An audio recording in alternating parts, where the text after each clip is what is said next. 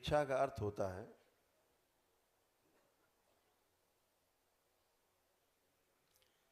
कि आज हम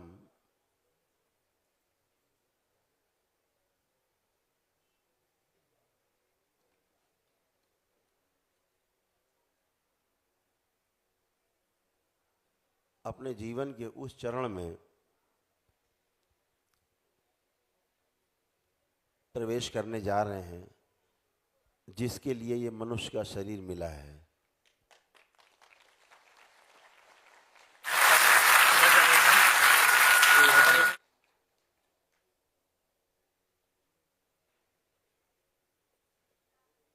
बहुत ही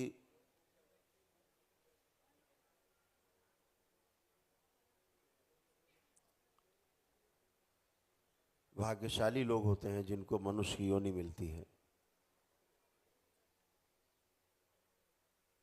लेकिन देखने में ये आता है कि लोग केवल खा पी कर सो करके कुछ सोना चांदी इकट्ठा करके छोड़ के चले जाते हैं और बदले में खाली हाथ जाते हैं दोबारा से फिर अपने कर्मों को भोगने के लिए इस मर्त लोक में तमाम अनेक योनियों में जन्म लेना पड़ता। फिर पता नहीं कब मनुष्य योनि मिलेगी, इसका कोई भी उपाय है नहीं। बहुत सौभाग्यशाली हैं आप लोग जो आपको शरीर के रूप में एक ऐसा यंत्र मिला है जिसके तार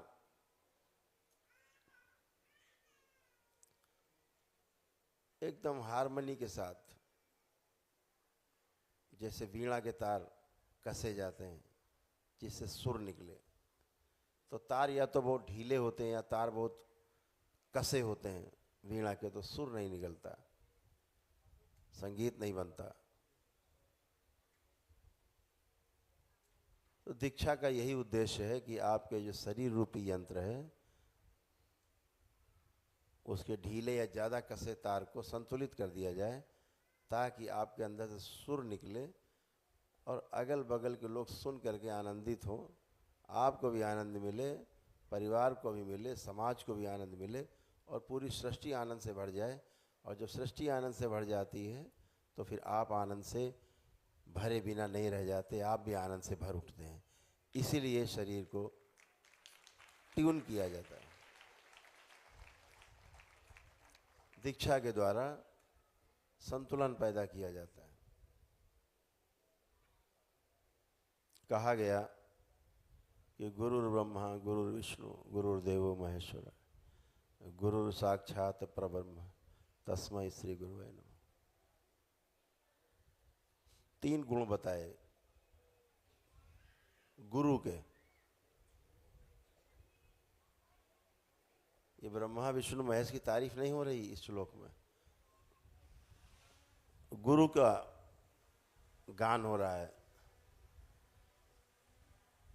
गुरु का गुणगान हो रहा है। 3 विशेषताएं गुरु की बताई, गुरुर् ब्रह्मा गुरुर् विष्णु गुरुर्देव महेश्वर। 3 विशेषताएं। यानी जब आप गुरु के समक्ष जाते हैं तो गुरु आपको परिवार की परंपरा से तोड़ता है, परिवार की परंपरा से तोड़ करके आपका अलग डीएनए का ऊर्जा पथ बनाता है। अर्थात आपके पितरों को मुक्ति देकर और आपके डीएनए के ऊर्जा पथ को शुद्ध करता है। और जब वह ऊर्जा पथ शुद्ध हो जाता है तब आपको अपनी गुरु परंपरा के ऊर्जा पथ से जोड़ देता है। जो गुरु परंपरा का डीएनए का ऊर्जा पथ है वो पूर्ण गुरु का ऊर्जा पथ है। तो एकदम शुद्धता और पवित्रता के साथ आप उस ऊर्जा में जुड़ पाते हो।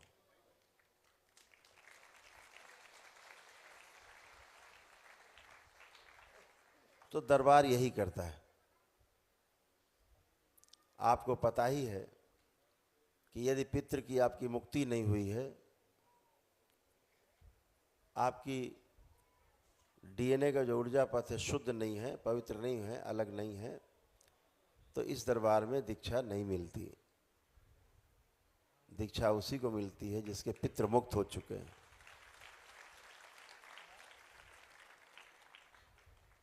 जिनके काल सर्प दोष कट चुके हैं, जिनकी सभी रोगी नकारात्मक स्मृतियां पितरों की नष्ट हो चुकी हैं।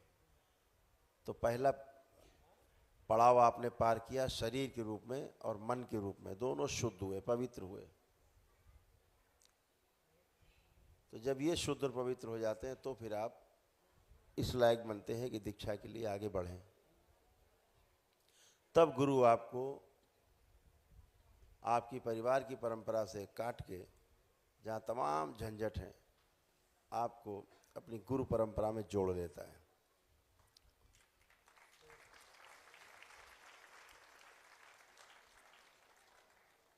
और फिर आप ठीक से ध्यान भजन पूजन कर पाते हो।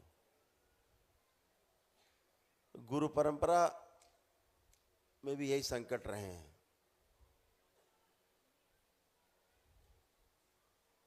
पुरातन काल में तो ये सब होता था। जो आज आपके दरबार में दीक्षा का जो प्रारूप है, यही प्रारूप पुरातन काल में, प्राचीन काल में ऋषि मुनि इसी प्रकार से दीक्षा देते थे, एकदम शुद्ध करके, पवित्र करके। अभी थोड़ा गड़बड़ हो गया है। बहुत सी गुरु परंपराओं में, वेलकम,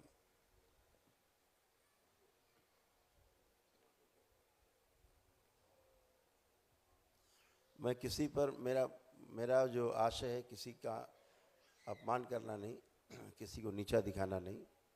समस्या की ओर हम केवल इशारा कर रहे हैं।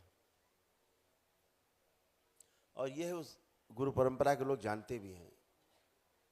जो उस परंपरा में दीक्षित होते हैं वो लोग भी जानते हैं, जो दीक्षा दे रहे हैं वो भी जानते हैं कि प्रदूषण है।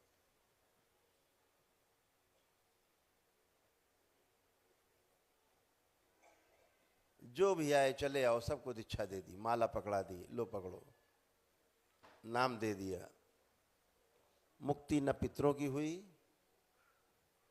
न काल सर्प दोष कटे, न पितरों की स्मृतियां नष्ट हुई, न शरीर के रोग कष्ट गए,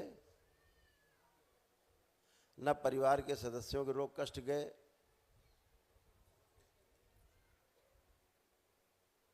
न नकारात्मकता गई, न व्यसन छूटे, और दीक्षा दे दी।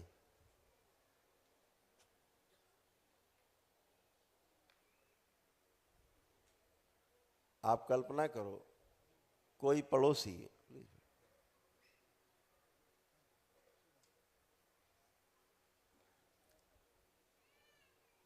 आपसे दूध मांगने आए कि भैया हमारे घर में चाय बनाने के लिए दूध नहीं, जरा दूध दे दीजिए, और कोई पात्र लेके आए और पात्र में पहले से ही गंदगी पड़ी हो, कुछ कूड़ा करकट पड़ा हो या टट्टी पड़ी हो किसी की, आप दोगे उसको दूध, डालोगे पात्र में? कितने लोग डालेंगे उसमें दूध? हाथ उठाए, कितने लोग डाल देंगे?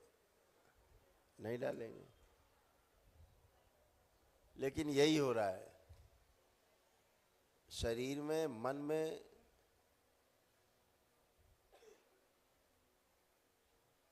और धार्मिकता में, सब में कूड़ा करकट पड़ा हुआ है।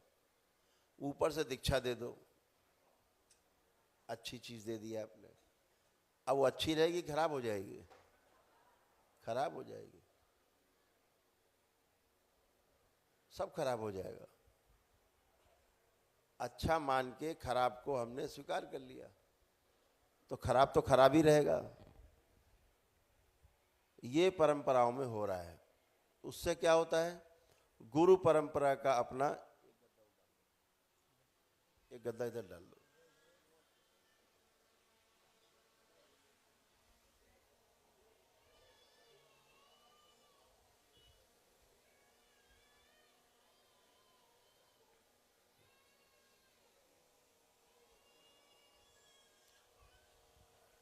तो इससे क्या निकला कि ऐसे तमाम लोग जो शारीरिक, मानसिक और आध्यात्मिक रूप से बीमार हैं और उन्हें दीक्षा दे दी गई, तो गुरु परंपरा में उनके डीएनए के ऊर्जा पथ से जुड़ गए बीमार आदमी। जैसे आप अपने डीएनए में 4 लोग रखते हो, 5वां जिसे आप नहीं चाहते, खराब है वो, उसको भी जोड़ लो, तो कष्ट होता है कि नहीं होता है? होता है कष्ट। ऐसे ही गुरु परंपरा है वो भी, उसमें अगर 10 बीमार लोग आ गए, 100-200 बीमार लोग आ गए, तो बाकी सबको कष्ट उनसे होगा होगा। जैसे इतने लोग यहाँ शुद्ध बैठे पवित्र, अभी कोई आदमी मैन होल से निकल के पूरा बदबू लेता हुआ पूरा कीचड़ से सन्ना भी यहाँ के पीछे बैठ जाए आपके, आप उठ के खड़े हो जाओगे, भैया तुम बैठ जाओ, हम हट जा रहे हैं। लेकिन सूक्ष्म जगत में आप देख नहीं पाते कि कितने लोग शामिल हो गए ऊर्जा पथ में, तो उनकी गंदगी से आप प्रभावित होते हो। आप जो रोगी कम थे और ज़्यादा रोगी हो जाते हो। जो शारीरिक, मानसिक और आध्यात्मिक रूप से आप गड़बड़ थे और ज़्यादा गड़बड़ हो जाते हो। फिर आप सोचते हो ऐसा क्या, ऐसा क्या कि हम और ज़्यादा खराब हो गए और ज़्यादा गड़बड़ हो गए।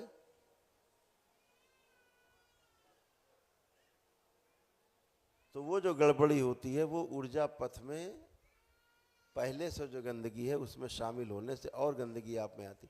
तो जो परंपराएं अशुद्ध हैं उनमें जब आज आप जाकर के दीक्षा ले लेते हैं तो और ज़्यादा अपवित्र हो जाते हैं। और ये बात जो दीक्षा दे रहे हैं पता लगे उनको भी नहीं पता और आपको भी नहीं पता, संकट बने रहते हैं। तो इसलिए दरबार की जो प्रक्रिया है वो सबसे पहले पितरों को मुक्ति देने की है कि पितृ मुक्ति हो जाए, पितरों की नकारात्मक रोगी स्मृतियों से मुक्ति हो जाए, आपके काल सर्व दोष कट जाएं, आपके रोग और कष्ट चले जाएं शरीरों के।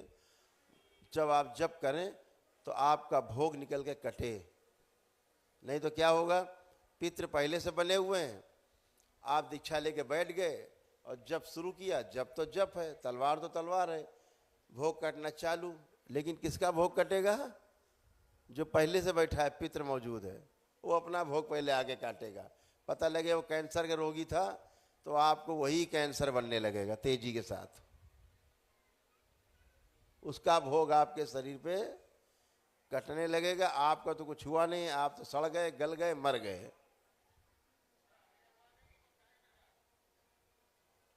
तो जब पितृ नहीं बचे, कोई आश्रय शक्ति नहीं बची, ये सब भोग काटने आते। बाहरी जीवन आपके शरीर में रहकर अपने भोग काटना चाहते हैं चोरी से, और आप सोचते पता नहीं कौन से आफत फंस गए, अभी तक तो ठीक थे, कौन सी आफत आ गई।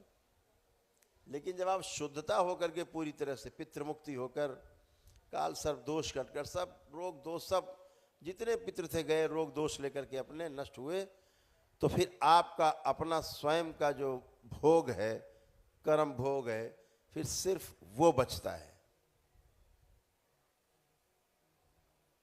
और जब आप जप करते हो, तप करते हो, दरबार से जुड़ते हो, प्रार्थना विनती करते हो, तो आपके वाकई के जो कर्म भोग हैं वो बड़े आराम से धीरे धीरे निकलते हैं, एक एक करके, और कटना शुरू होते हैं और निकल जाते हैं इसी शरीर में, और आपका शरीर बचा रहता है। भोग कट के सब जाते हैं। और नहीं तो ये सब पहले से भरे बैठे, हजारों साल पुराने पितृ बैठे, उन्हीं के भोग आप काटते रहते हो, आसुरी शक्तियों के भोग काटते रहते हो, और जिसके लिए जन्म लिया इस शरीर में वो स्वप्न अधूरा रह जाता है। तो ये परंपराओं में हमारे ऋषि मुनि पहले करते थे, जो आज दरबार इस कलयुग में कर रहा है।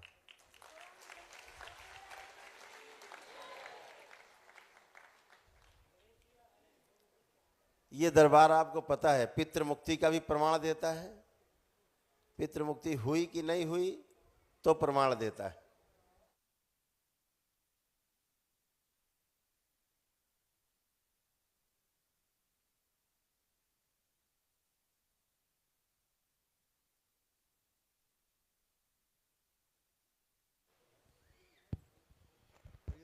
ओम ओम। ओम। तो पितृ मुक्ति हुई कि नहीं हुई, इसका प्रमाण आपको दरबार देता कि नहीं देता? हाथ उठाइए, हाथ नीचे कर लीजिए। तो आप सबके पास पितृ मुक्ति का प्रमाण है कि नहीं दरबार का? है तो हाथ उठाइए।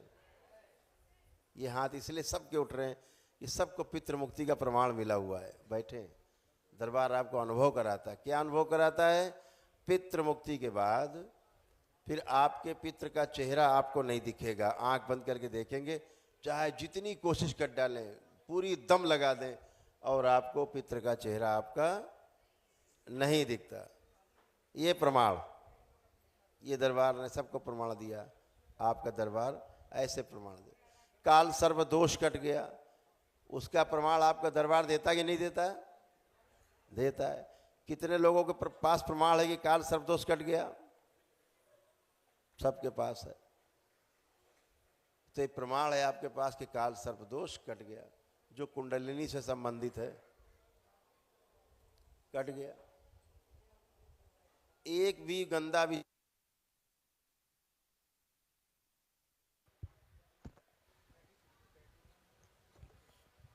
ओम, एक भी गंदा विचार किसी में भी नहीं आता। पितृ मुक्ति के बाद, स्मृति नष्ट होने के बाद, उनकी स्मृतियां नष्ट हो गई पितरों की, एक स्मृति शेष नहीं बची। तो यहां बैठे किसी के अंदर भी, जितने लोग बैठे, किसी के अंदर कोई नकारात्मक गंदा विचार आ रहा, किसी के लिए भी, दुश्मन के लिए भी किसी में आ रहा विचार कोई? जिनमें नहीं आ रहा कोई विचार गंदा, वो हाथ उठा ले। ये सबके हाथ उठ गए। एक गंदा विचार परिवार के सदस्यों के लिए तो छोड़ दो, दुश्मन के लिए भी नहीं आ रहा। तो क्या प्रमाण हुआ कि नकारात्मकता से बाहर आ गए। तो क्या बचा? सकारात्मक, पॉजिटिव बचे। तो अब आप ध्यान साधना कर सकते हैं। अभी तो इसके पहले ध्यान में बैठे, पूजा करने बैठे, पहले गंदी गंदी बातें दिमाग में चालू, उल्टा सीधा दिन भर कथा चालू। तो वो सारी कथा दरबार समाप्त कर देता है, बचता ही नहीं। ऐसे करके ऋषि मुनि पहले के आपको दीक्षा देते थे, जो इस धरती में, इस कलयुग में पहली बार आपके करौली शंकर महादेव के दरबार में ये दीक्षा प्रारंभ हुई।